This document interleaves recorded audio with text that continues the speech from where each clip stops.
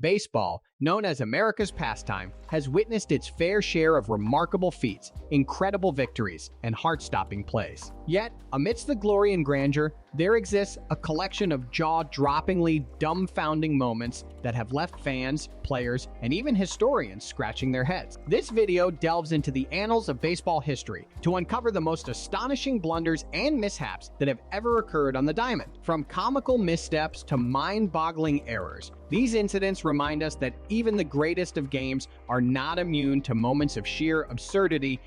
So let's jump into the video. When Cleveland Indians outfielder Carlos Martinez stepped up the plate on a warm afternoon against the Rangers, he certainly had no idea that Jose Canseco would inadvertently help him to hit a home run. Canseco was actually a good fielder in his prime and had a very strong arm. But on this play, he lost the ball on the light, and proving that he could track a ball properly, had the ball squarely hit him on his own dome. Canseco's career was one laundry list of dumb things, and he probably perpetuated more damage in the means of his steroid use than anyone else in the history of the game. From Madonna to the jail cell, few players have endeared themselves to fans and teammates less than Canseco. I actually found him to be quite a nice guy though. Ruben Rivera should have scored. The game should have been over. Instead, Rivera ran circles around second base, got thrown out at third, only to see the ball bounce away and then got tossed out at home by almost 2 full yards. In a game where the bases are just 90 feet apart, Rivera managed to run a half mile. There have been many examples of base running errors. It was dumb to have 3 Dodgers on third base. It was dumb to be deked out, like Lonnie Smith was against the Minnesota Twins in the 1991 World Series. But in all reality, nothing rivals Rivera's adventure around the bases. You can come up with a lot of adjectives for this video, but the first one that comes to mind in this case,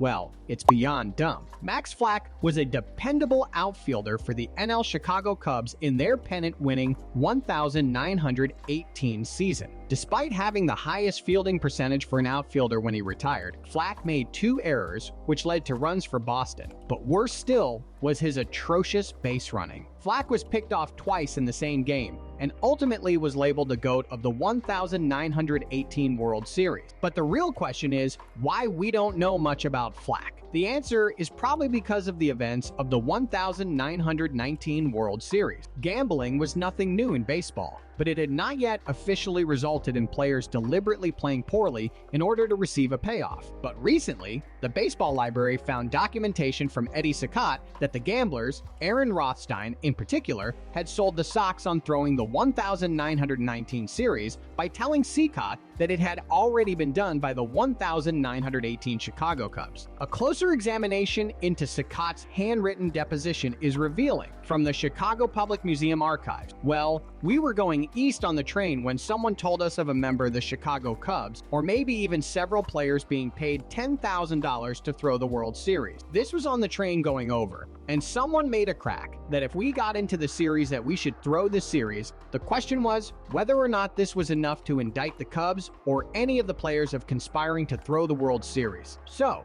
if the jury is out on Flack and he is innocent until proven guilty, then we have to take into consideration that he may just have pulled off the dumbest moves in World Series history. You be the judge. There have been bad managers in baseball before. Ted Williams was, by most accounts, a bad manager. Frank Chance was universally disliked, as was Rogers Hornsby. Being a bad manager is still forgivable, unless you are Grady Little of the Red Sox. But being a bad manager who also makes dumb moves is not too forgivable. Take the case of Maury Wills, a stealing machine who helped the Dodgers to 2 World Series titles with his base running. Here is an excerpt from an article written in the Beaver County Times by Steve Rudman. The Seattle Mariners were looking for a name to go with a cast of largely unknown expansion-era players on a cellar-dwelling team. So they hired Maury Wills, and for 83 agonizing days, he pulled one terrible move after another. Here are just a few examples. In an effort to improve his team's bunting, he ordered the groundskeepers to alter the size of the batter's box. It was so obvious that Billy Martin caught it as soon as he handed the lineup card to the umpire.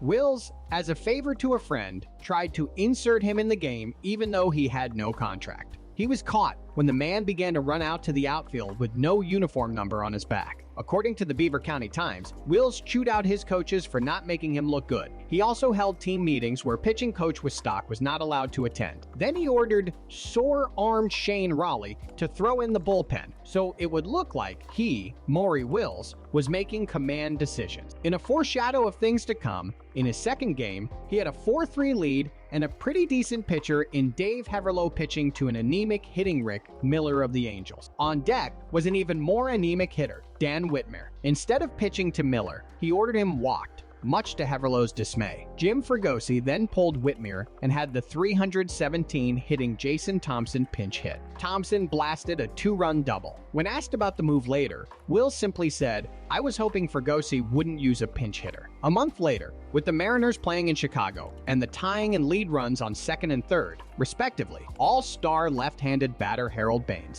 stepped up against Manny Sarmiento, a right-handed pitcher. Instead of walking Baines to force an out at every base, Wills insisted on pitching to him. Baines roped a 2-run double. When asked about it afterward, Wills answered with "Whoever heard of Harold Baines?" He went to the mound to take out his starting pitcher, only to realize he hadn't warmed anyone up in the bullpen. After telling the team in spring training that he wanted to build a winning attitude, he promptly went to the Ramada Inn and complained about the lack of posh service and moved to another hotel, away from the team. Before the season began, Wills told members of the press that he was bringing non-roster player Steve Strouder to camp. It would have been a good move had he not traded Strouder just 2 weeks earlier. He once made out a lineup card that had 2 third basemen and no center fielder.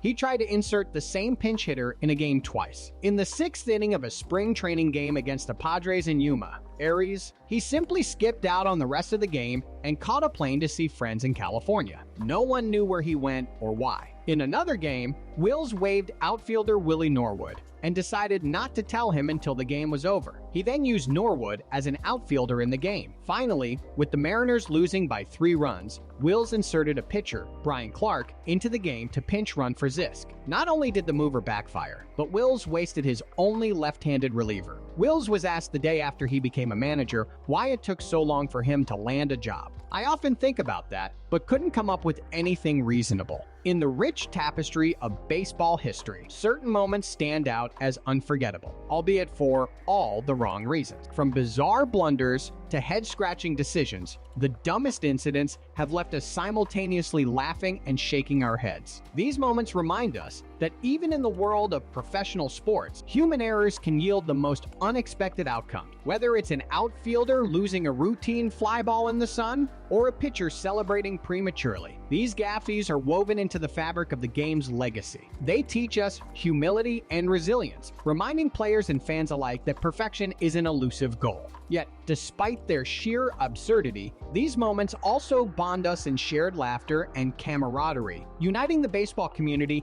in the joy of embracing our imperfection. As we celebrate the sport's history, let's not forget that even amidst the grandeur of baseball, the dumbest moments bring us together in a unique and unforgettable way. For more information, like and subscribe.